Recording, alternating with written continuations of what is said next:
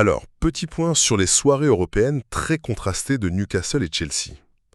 En gros, on a deux clubs anglais qui ont gagné, oui, mais franchement pas du tout de la même manière. Et ça change pas mal de choses pour leur prochain match. D'abord Newcastle. Là, c'était la fête totale à St. James Park, un vrai festival offensif. Ils ont collé un 4-1, le tout dans une ambiance de folie. Et puis, il faut parler d'Alexander Isak, qui était juste en feu et a vraiment porté l'équipe. Clairement, ils envoient un message à toute l'Europe. Mais, il y a un gros mais. La grosse inquiétude, c'est l'incertitude autour de Bruno Guimaraes. Vous voyez, sans lui au milieu, c'est un peu le cerveau de l'équipe qui disparaît. Et ça, juste avant de se frotter au Paris Saint-Germain, c'est vraiment pas le top. Et puis de l'autre côté, on a Chelsea. Alors là, l'ambiance était, disons, plus studieuse. Ils ont gagné à Chypre, mais c'était vraiment à l'arraché. Moins de spectacle, c'est sûr, mais une victoire qui vaut de l'or. C'est en grande partie grâce à un Moïse Caicedo super décisif, et ça les remet complètement dans la course pour la qualif. Donc en résumé, on a Newcastle qui impressionne, mais qui tremble un peu. Et Chelsea qui, sans faire de bruit, fait le job avant des défis énormes. Bienvenue dans notre analyse. Aujourd'hui, on se penche sur une soirée de Ligue des Champions qui sur le papier, ressemble à un triomphe absolu pour Newcastle. Oui, un triomphe, c'est le mot. 3-0 contre le PSV à Eindhoven, à domicile, l'ambiance qu'on imagine. Exactement, tout semble parfait. Et pourtant, quand on lit un peu entre les lignes, quand on écoute les interviews, on sent comme une tension, une sorte de goût doux amer. C'est ça qui m'intrigue. Comment une victoire aussi nette peut-elle cacher en même temps une inquiétude aussi majeure ? Vous mettez le doigt sur le paradoxe central cette soirée. C'est tout le drame et la beauté du foot de très haut niveau, ça. C'est ça. Le tableau d'affichage, il dit une chose, victoire totale, mais les visages dans le vestiaire, les mots du coach après, ça raconte une autre histoire. Et c'est cette histoire-là qu'on va décortiquer. Voilà. On a d'un côté la promesse d'une qualif qui se joue à Paris, un scénario de rêve, et de l'autre, la vision d'un joueur clé qui sort sur blessure et qui pourrait remettre en question. C'est ce coût réel de la victoire qu'on va essayer de démêler. Parfait. Alors, commençons par le positif, par ce qui brille. La performance sur le terrain. Un 3-0, bon, ça ne se discute pas. Non, c'est net. Et l'histoire, elle commence un peu comme dans un conte de fées pour un joueur, Yoann Wissa. Ah oui. C'est sa toute première titularisation en Ligue des Champions, et au bout de 8 minutes, il marque. On peut difficilement rêver mieux, non ? C'est un démarrage foudroyant. Mais ce qui est fascinant, et ce que les sources soulignent bien, c'est que ce but n'est pas juste un coup de génie isolé, c'est pas de la chance. C'est la conclusion d'un plan. Exactement, Wissa l'a dit lui-même après le match, nous avons bien pressé. Et là, il faut lire entre les lignes. Le PSV, c'est une équipe qui veut construire de derrière proprement. Oui, avec le gardien. Voilà. Et Eddie Howe, le coach de Newcastle, il le sait. Donc ce pressing, c'est pas juste une débauche d'énergie. C'est chirurgical, c'est ciblé sur cette faiblesse potentielle. Ils ont parié sur l'erreur. Ils ont parié que sous la pression du public, sous leur pression à eux, la relance du PSV allait craquer. Et ça a payé en moins de 10 minutes. Donc ce n'est pas un accident, c'est une embuscade tactique. Et ce qui est intéressant, c'est que ce schéma, on a l'impression qu'il se répète. 20 minutes plus tard, 28e minute, Le deuxième but. le deuxième but, signé Anthony Gordon. L'action, elle part d'une passe en retrait, mal ajustée de la défense néerlandaise. Est-ce qu'on est encore sur le même type d'erreur provoquée ? C'est une excellente question. Pour moi, c'est l'étape suivante du plan. Le premier but, il a installé le doute dans la tête des défenseurs du PSV. Ah, d'accord. Maintenant, ils savent que la moindre passe en retrait est un risque. La pression n'est plus seulement physique, elle est devenue psychologique. Et qui est là pour intercepter cette passe trop courte ? Encore lui. Encore Yoann Wissa. Incroyable. Il est passé du statut de buteur à celui de poison permanent. Il ne se contente plus de finir les actions, il les commence en forçant l'erreur. Il sert Gordon, qui conclut. C'est la preuve que le plan de jeu, c'était pas juste de marquer un but, c'était de démolir mentalement la construction adverse. On voit bien la différence, oui. Et puis il y a ce troisième but en seconde période, celui de Harvey Barnes à la 65e minute. Là, c'est un peu le coup de grâce, non ? Celui qui ferme le match. Exactement. À ce moment-là, c'est plié. Le PSV a déjà la tête sous l'eau. Ce but, il vient juste valider une performance tactique quasi parfaite. Donc, si on résume la stratégie, C'était 1. Identifier la faiblesse, la relance sous pression. 2. L'exploiter sans relâche jusqu'à ce qu'elle cède. Et 3. Être d'un réalisme absolu une fois l'erreur provoquée. Ce n'est pas du football champagne, c'est du football d'une efficacité redoutable. Une victoire 3-0, c'est une chose. Mais en Ligue des Champions, on le sait, chaque point, ça redessine complètement la carte du groupe. Concrètement, ça place Newcastle où, maintenant, ce résultat? Alors là, ça change tout, absolument tout. Ah oui? Avec ces 3 points, Newcastle revient à hauteur du Paris Saint-Germain au classement. Et le calendrier fait que le prochain match, le 28 janvier, c'est un déplacement au Parc des Princes. Ce n'est plus un simple match de groupe, du coup. Non, c'est fini ça. Les sources ont raison, c'est une finale. Le vainqueur de cette confrontation prendra une option quasi définitive sur la qualification pour les 8e. On passe d'un match important à un match à élimination directe, ou presque. La pression qui monte d'un coup. J'aime beaucoup la déclaration de Wissa après le match, d'ailleurs. Ça résume bien leur état d'esprit. Qu'est-ce qu'il dit, ouais? Il dit « Le PSG est la meilleure équipe d'Europe, mais nous devons croire que nous pouvons les battre. » Il y a à la fois ce respect immense, presque intimidant, et en même temps cette petite flamme. C'est l'équilibre parfait du challenger, c'est ça. Ils n'iront pas à Paris avec arrogance, mais ils n'iront pas non plus en victime. Ils ont déjà prouvé qu'ils pouvaient les bousculer. Ils ont prouvé notamment au match aller qu'ils pouvaient le faire. Et cette victoire 3-0, c'est un carburant de confiance énorme. Ils savent que leur plan de jeu, basé sur l'intensité, le pressing, peut faire dérailler même les plus grandes équipes. C'est un test monumental pour ce club. Et c'est précisément là que le scénario bascule. Parce que toute cette conversation sur Paris, sur cette finale de rêve, elle est suspendue à un fil. Oui. Et ce fil, c'est l'état de la cheville de Bruno Guimaraes. On a parlé de la fête, maintenant il faut parler de l'ombre au tableau. C'est le cœur du problème. Il faut comprendre que Guimaraes, ce n'est pas juste un bon joueur dans l'effectif. C'est le cerveau de l'équipe, le métronome. C'est le capitaine. C'est le capitaine, c'est lui qui donne le tempo, qui équilibre le bloc. Le perdre, c'est comme retirer la tour de contrôle d'un aéroport. Tout devient chaotique. Les sources parlent d'un coup dur, mais c'est presque un euphémisme. Ce qui m'a frappé, c'est la citation de l'entraîneur, Eddie Howe. Il dit « C'est une inquiétude pour nous. Sa cheville a déjà gonflé et nous allons tout faire pour le récupérer le plus vite possible. » Le mot « déjà », ce mot est terrifiant. Ça suggère que l'inflammation a été immédiate, sévère. On n'est pas sur une petite alerte, là. Non, pas du tout. Ce mot, il trahit une anxiété profonde. Parce qu'Eddie Howe, il ne pense pas qu'au match contre Paris. Il regarde le calendrier. Et il est qualifié d'infernal. C'est le mot. Juste après le PSV, ils enchaînent Aston Villa, puis le PSG, puis Liverpool et Manchester City. C'est un mur qui se dresse devant eux. C'est vertigineux. C'est comme se préparer à grimper l'Everest et voir son Sherpa le plus expérimenté se blesser gravement au camp de base. La question, c'est plus seulement comment on va atteindre le sommet, mais comment on va survivre à l'ascension. C'est un scénario catastrophe. Mais, et c'est souvent le cas dans ces moments de crise, une autre histoire a commencé à s'écrire ce soir-là. Une petite lueur d'espoir. Oui, inattendu. Parlons du joueur qui a remplacé Guimaraes. Louis Smiley. Un gamin de 19 ans. Et c'est là que la soirée prend une dimension presque cinématographique. Non seulement ce jeune homme entre dans un match de Ligue des Champions à haute tension pour remplacer son capitaine, Ce qui est déjà énorme. mais il y a ce détail incroyable à la fin du match. Il termine avec le brassard de capitaine autour du bras. C'est une image très forte. C'est une image qui va rester. On a l'habitude de voir le brassard passer à un vétéran, un joueur d'expérience. Le voir sur le bras d'un gamin de 19 ans qui, quelques mois plus tôt, jouait en U21, c'est un message incroyablement puissant. Ça dit... Ici, l'âge n'a pas d'importance, seul le talent et la responsabilité comptent. C'est un symbole magnifique, mais le foot de haut niveau est rarement romantique. La question est évidente, et elle brûle toutes les lèvres. Est-ce qu'on peut lui demander de faire ça? Voilà. Est-ce qu'on peut raisonnablement demander à un jeune de 19 ans, aussi prometteur soit-il, de tenir le milieu de terrain et de remplacer un leader comme Guimaraes dans le chaudron du Parc des Princes, pour le match le plus important de la saison? C'est tout le dilemme. D'un côté, il y a cette histoire incroyable, ce passage de témoin, la preuve que le centre de formation fonctionne, mais il a bien joué, il n'a pas été impressionné. Non, il a été bon. Mais de l'autre, il y a la réalité brutale d'un match contre des joueurs comme Vitinha, Ugarte ou même Zahir El Oli. L'expérience, la gestion de la pression, la lecture tactique dans un environnement aussi hostile, ça ne s'invente pas. C'est un pari. C'est un pari énorme.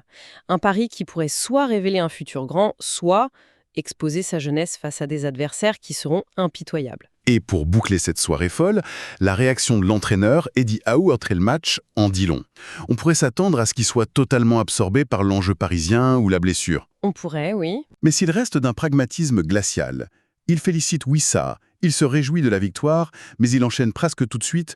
Nous devons maintenant nous concentrer sur Aston Villa, car la Première Ligue est tout aussi importante. C'est fascinant. Pas le temps de savourer, pas le temps de paniquer. C'est la mentalité obligatoire pour survivre à ce niveau. L'euphorie de la Ligue des Champions est immédiatement tempérée par la réalité implacable du championnat. Chaque match est une montagne. À peine en avez-vous gravi une qu'une autre se présente. La gestion des émotions est cruciale. C'est aussi crucial que la tactique, oui. Ça montre que pour le staff, la saison est un marathon de bataille. Donc si on fait le bilan, on sort de cette analyse avec une image très contrastée. D'un côté, une performance tactique brillante qui offre à Newcastle une finale pour la qualif à Paris. Et de l'autre, S'écrouler. Le destin européen Newcastle se joue vraiment sur un fil. et pour aller un peu plus loin, peut-être que la vraie question posée par cette soirée, ce n'est pas seulement est-ce que Newcastle peut gagner à Paris, c'est une question plus profonde sur l'identité et la résilience de cette équipe. La blessure d'un joueur star, c'est toujours un test de caractère pour un collectif. L'attention est focalisée sur la cheville de Guimarães, c'est normal. Évidemment. Mais le véritable enjeu, c'est peut-être de voir comment cette adversité va forger le groupe. Est-ce que d'autres leaders vont émerger? Est-ce que des jeunes comme Luis Maélé vont saisir cette opportunité pour grandir plus vite? La réponse à cette question, en fait, elle nous en dira bien plus sur leur avenir à long terme que le simple résultat d'un match, aussi décisif soit-il. Imaginez un peu la scène. On est à Stamford Bridge, un soir de Ligue des Champions. La tension est là, tu la sens, l'air est électrique. D'un côté, Chelsea, un mastodonte du foot européen, très attendu avec son nouvel entraîneur, et de l'autre, Paphos, une équipe chypriote, héroïque, qui vient clairement jouer le match de sa vie. Sur le papier, bon, le scénario a l'air tout tracé, mais on sait très bien comment ça se passe. Le foot adore déchirer les scripts. Et c'est d'autant plus vrai dans ce contexte qui est très très particulier. Ce n'est pas juste un match de phase de Ligue. Non, c'est le tout premier match de Liam Rosenior sur un banc en Ligue des Champions. Toute l'Europe du foot a les yeux rivés sur lui pour voir s'il peut transposer ses idées sur la plus grande scène. La pression, elle n'est pas que sur les joueurs. Elle est immense sur cet homme. Absolument. Et c'est cette pression qu'on va analyser aujourd'hui.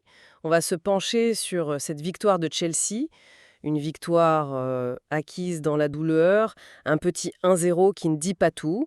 On va décortiquer ce match pour comprendre ce qu'il révèle vraiment sur cette équipe, bien au-delà du simple score. Voilà.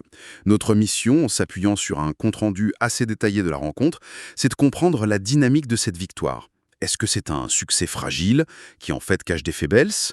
Ou au contraire, est-ce que c'est le signe d'une nouvelle force, mentale et tactique, en construction sur Rosenior? C'est ce qu'on va essayer de découvrir. Allez, entrons dans le vif du sujet.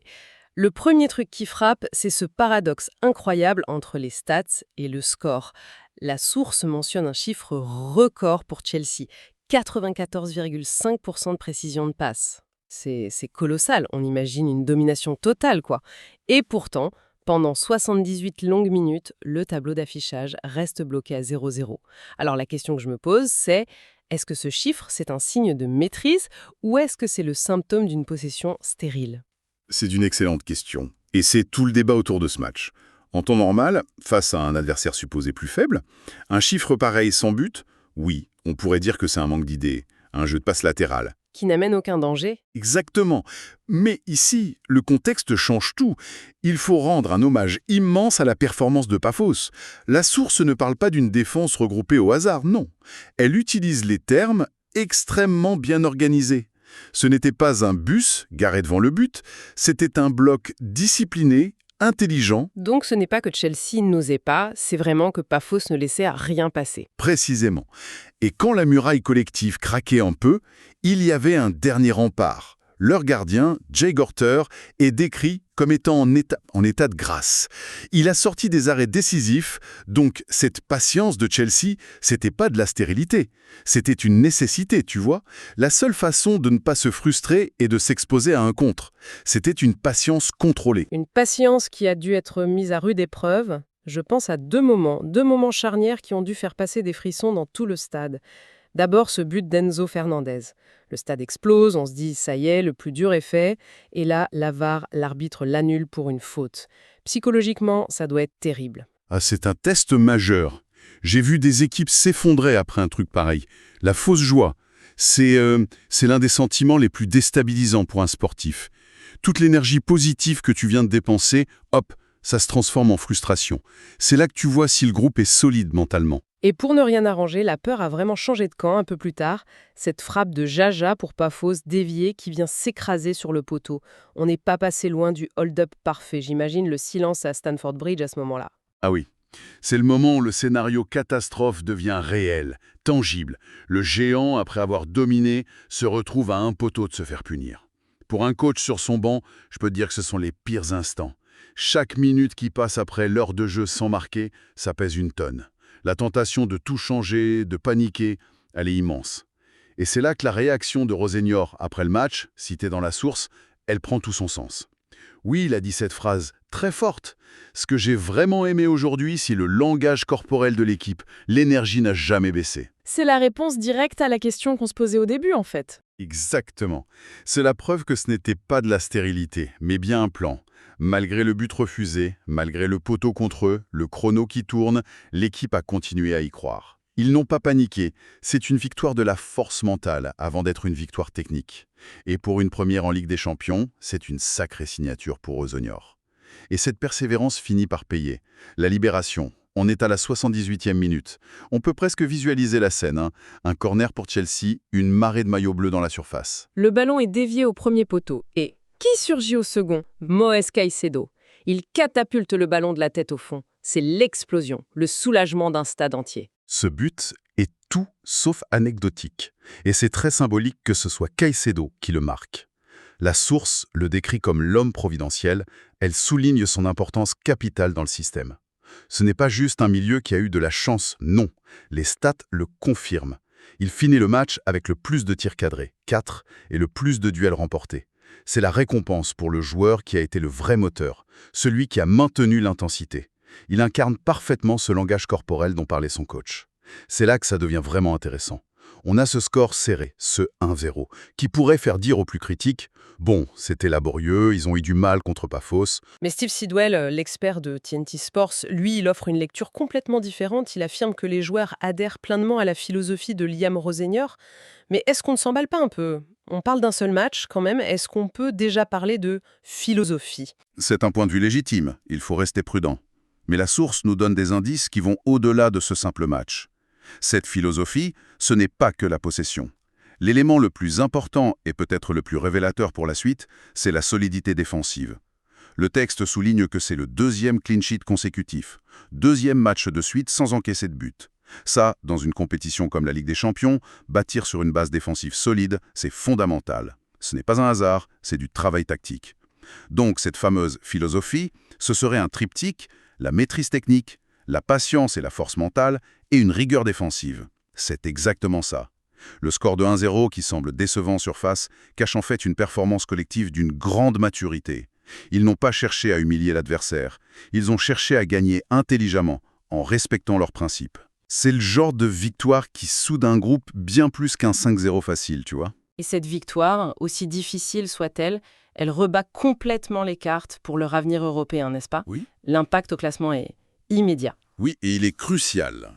Grâce à ces 3 points, Chelsea grimpe à la 8e place du classement général. Ce n'est pas anecdotique. La 8e place, c'est la toute dernière qui offre une qualification directe pour les 8e de finale. Finir dans ce top 8, c'est séparer les barrages périlleux de février. Expliquons juste rapidement ce que ça veut dire. C'est un tour de plus, un match aller-retour contre une autre grosse équipe. Voilà, ça peut te coûter une énergie folle, et c'est un risque énorme d'élimination précoce. En évitant ça, on s'offre de l'air, du temps. Le destin de Chelsea est donc de nouveau entre leurs mains. Et ça transforme leur prochain match en une sorte de finale, en fait. Et le calendrier fait bien les choses. Ce sera à l'extérieur, contre le Napoli d'Antonio Conte. Une figure que les supporters de Chelsea connaissent particulièrement bien. Ah, c'est un scénario magnifique. L'enjeu d'une clarté limpide. Une victoire à Naples et la qualif directe est assurée. C'est un choc entre deux philosophies. La possession de Rosenior contre le bloc et les contres de Conte. Mais ce qui rend le défi encore plus immense, c'est que la victoire contre Pafos a laissé des traces. La fondation solide qu'ils construisent, elle semble déjà avoir quelques fissures. Oui, il y a le revers de la médaille. La victoire a eu un coût et l'infirmerie se remplit au pire moment. La liste est préoccupante. Déjà pour ce match, Cole Palmer était absent, un de leurs joueurs les plus créatifs. Son imprévisibilité a sans doute manqué pour déverrouiller la situation plus tôt. Et le match lui-même a aggravé la situation. Le coup le plus dur, c'est la sortie sur blessure du gardien titulaire, Philippe Jorgensen, dès la première période. La réaction de Rosenior est très parlante. Il s'est dit dévasté pour son joueur. C'est un coup dur pour le moral du groupe. Perdre son gardien numéro 1 juste avant d'aller à Naples, c'est un vrai casse-tête. Et comment est-ce qu'on gère ça concrètement? L'impact va au-delà du simple fait d'avoir un remplaçant dans les buts, j'imagine. Ah bah oui, un gardien titulaire, c'est le leader de la défense. Il y a des automatismes, une communication, une confiance. Le remplacer au pied levé, c'est un défi immense pour le remplaçant, mais aussi pour toute la défense qui doit s'adapter. La pression sur le deuxième gardien sera phénoménale. Et à ça s'ajoute le cas du capitaine Reece James qui sort à la mi-temps. Bon, la source nous rassure un peu, c'était un changement planifié pour gérer son retour. C'est moins alarmant, mais ça confirme qu'il n'est pas encore à 100%. Si on met tout bout à bout, le tableau est complexe. Chelsea a gagné en maturité, mais ils pourraient aborder leur match le plus important de la saison sans leur gardien, avec un de leurs meilleurs attaquants incertains et un capitaine à temps partiel. La gestion de l'effectif devient soudainement l'enjeu numéro 1. C'est toute l'ironie. La victoire qui leur ouvre la porte des huitièmes est aussi celle qui menace de la refermer. Alors, si on essaye de faire la synthèse de tout ça, on est parti d'un simple 1-0 qui semblait décevant, et on se rend compte que ce match est, en fait, c'est un condensé de tout ce qui fait le foot de haut niveau. Il y a eu une démonstration de patience tactique, une validation de la philosophie d'un coach et une victoire forgée dans la force mentale, incarnée par Moïse Caicedo. Le message global qui se dégage, c'est cette tension fascinante entre le résultat, qui est étriqué, et les indicateurs de performance, eux, qui sont très prometteurs. La maîtrise, la solidité, ça suggère que l'équipe est sur la bonne voie, avec Rosenior. Ils apprennent à gagner de différentes manières.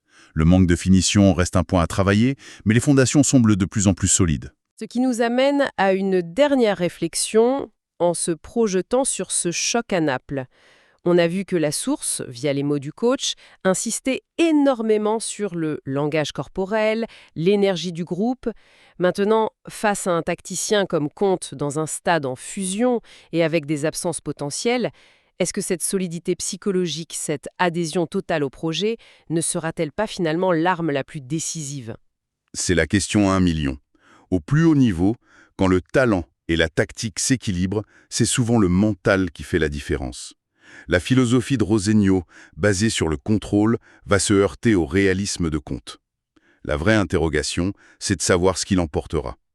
Le plan de jeu méticuleusement préparé, ou la capacité d'un groupe à survivre, à s'adapter et à triompher grâce à sa seule force de caractère. Ce match sera un formidable révélateur.